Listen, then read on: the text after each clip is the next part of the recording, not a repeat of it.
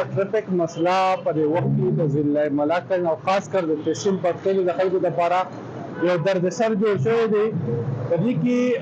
د موږ بار بار د انتظامیې سره میټینګ هم شوي دي، د هغې لپاره موږ پلانینګ هم جوړ کړی دی. خو د بده مرغه دلته چې کوم خلک ډرایوینګ کوي نو هغوی یو د ډرایوینګ په اصولو نه پوهه، بل تاسو ته پته ده چې د دې روډ دا ویډ چې کوم دی دا لږ کم دی او دا خلک چې کوم دی په دویم او په دریم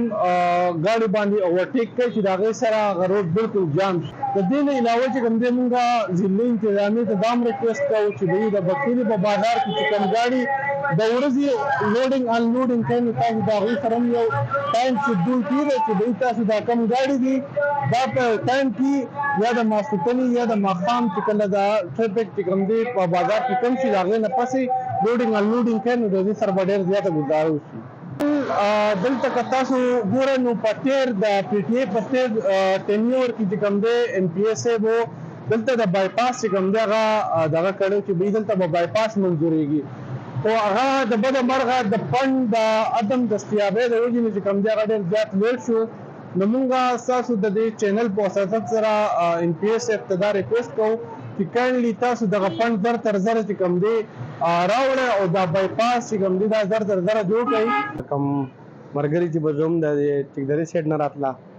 یا نور ملګري به کوم سایډ نه راتله تاڼې نه به راتله او به دې سوچ باندې به راتله چې موږ په ماندره کې به سودا وکړو. یوازې ما نه ډېر دکانداران دې دپاره وو چې هغه به دومره سودا له به راتله اوس نه راځي،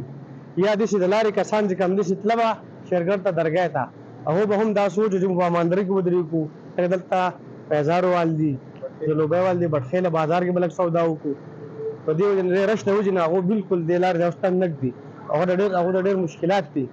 مخکې به زموږ به دې ټایم ډېر خپلې کار کېدو د مازدیګر نه وال د ماخوستنه پورې د دې رش د وجې نه هغوی کوشش کوي چې موږ زر ته زره چې کوم دی خپل کور ته ورسو. حکومت له زر ته زر په کار ده چې دې مخنیوي وشي، دې کې ډېر زیات تر کوم مریضان دي کوم امبولانس کې زه راځي هغوی زیات تر په لاره باندې کوم دی هغوی ایکسپایر شي. نو دې لپاره په کار ده چې متبادل چې کوم دی د دې بایپاس باندې زر ته زره کار شروع کړي چې خلک دې تکلیف نه چې کوم دی بچ شي. او زموږ د ټریفیک دا مسله چې ده نو دا خو د ډېر وخت نه را روانه ده.